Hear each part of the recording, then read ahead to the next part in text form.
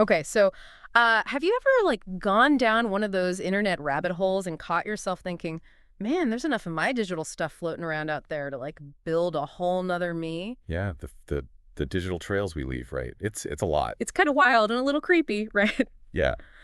But what we're diving into today takes this whole digital youth thing to a whole other level. There's this Wired article about, it's called Character.AI, and it really got me thinking. It's basically a platform where, get this, anyone, anyone can create an AI chatbot. You're basically like coding a digital personality from scratch. It's like picture an open source platform, right? Where you can just whip up a chatbot to like mimic anything or anyone. That's essentially Character.AI in a nutshell. Yeah, and while that has some, fun, potentially useful applications, it also kind of feels like opening up a Pandora's box of ethical dilemmas, especially when people start creating these bots based on like real people without their consent. Oh, absolutely. Talk about a Wild West situation. AI impersonation, it's a thing, and the lines get really blurry really fast. Exactly. And the article kicks off with this really powerful story about a father, Drew Crescente. His daughter Jennifer, she was 18. She was tragically murdered back in 2006. So fast forward to today, and Drew, he gets this Google alert that someone has created a chatbot, and it's impersonating Jennifer on Character.AI. And it gets worse. The bot, it was labeled as a video game journalist, which, like, that wasn't even close to Jennifer's actual life. It's heartbreaking. Can you imagine you stumble upon this digital like ghost of your deceased child, and you know it's out there potentially interacting with people who might not even realize it's not the real person. It's like a whole new dimension of grief in our digital age. Totally. We used to think about digital legacies as, social media posts, online profiles. Now it's like we have to deal with these artificial representations that can, like, exist and interact long after someone is gone. So how does Character.AI even work?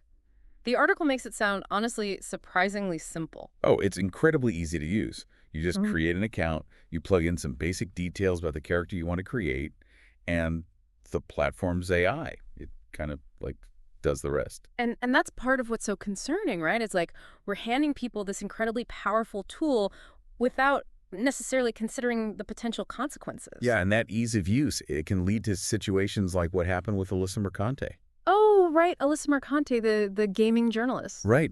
She found out someone had created a bot in her likeness, of course, without her knowledge or consent. Oh. And this bot wasn't just, making small talk. It was spreading false information about Alyssa, even claiming she was engaging in online harassment. See, that's just messed up, especially considering, she already deals with online harassment. This isn't just some, harmless digital twin running around. This has the potential to really hurt someone's reputation and their emotional well-being. Like, this is real-world impact. I mean, Alyssa's case really makes you stop and think, like, is any of this even legal? That's the million-dollar question, right? Yeah. And the article, it really gets into the weeds on the whole legal side of this. And honestly, it's fascinating and kind of terrifying at the same time. Because, yeah, when I first heard about this whole thing, my first thought was, okay, there's got to be a law against this, you know? You'd think, right. But it's not always so simple. The legal experts they talked to, they brought up this thing called rights of personality, which basically means you have a right to control how your image and likeness are used, especially for commercial purposes. Okay, so, like, someone can't just put my face on a billboard without my permission, right? Yeah, right, exactly. But here's where it gets tricky.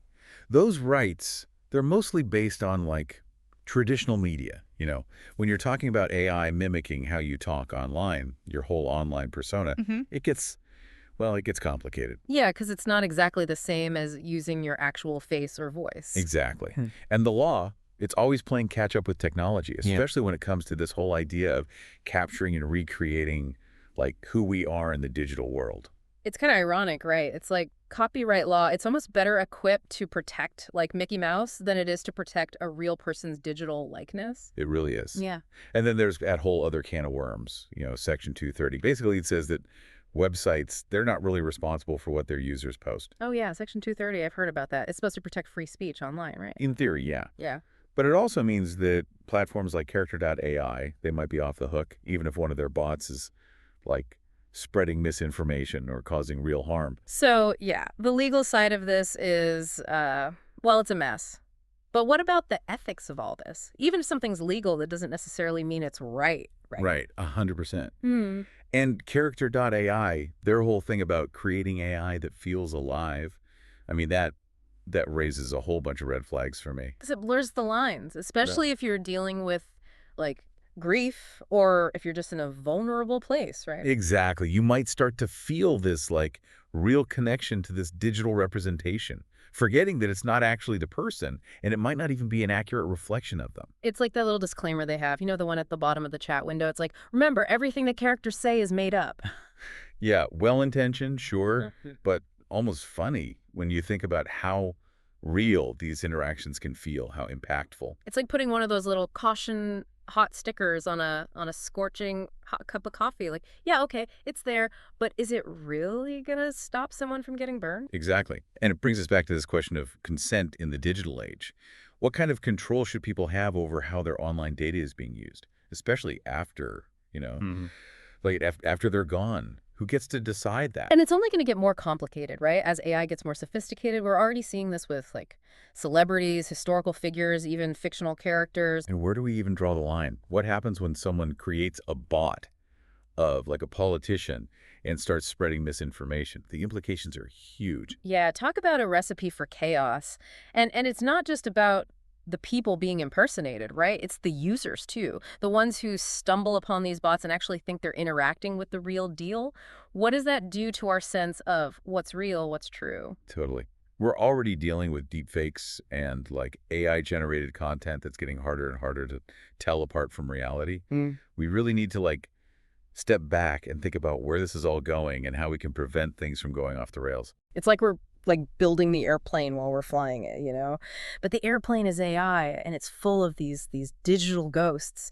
And speaking of the Wired article, it brought up a pretty ironic example with Anita Sarkeesian. Oh, right, right. Anita Sarkeesian, she's a feminist media critic, and she's been dealing with online harassment for years. Yeah, she's been on the front lines of that whole battle. And guess what? Someone went and created an AI bot of her on Character.AI.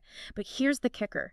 The bot itself actually acknowledges the problems with this, like the lack of consent, the potential for harm. It's kind of wild. It's like the AI is like echoing the exact concerns that she's been raising all along about, online abuse, digital likenesses. Pretty mind-blowing when you think about it. Definitely. And it brings us back to, this need for some serious ground rules, some ethical frameworks as we're building all this stuff. Because, I mean, what can we actually do? This all feels so big and kind of overwhelming. Well, absolutely. It's a huge challenge, but Yeah. it's not impossible. I mean, for one thing, tech companies, right? They really need to think about the ethical side of things from the get-go, Hmm. build in safeguards from the ground up. It shouldn't be an afterthought. Right, like bake ethics into the code, not just Right. try to slap on a Band-Aid after something blows up. Exactly. We also need more transparency, like how are these AI models even trained? How are they developed? And people need more control over their data, like how is it being used? Who has access? Okay, so more transparency, more user control, those are good starting points.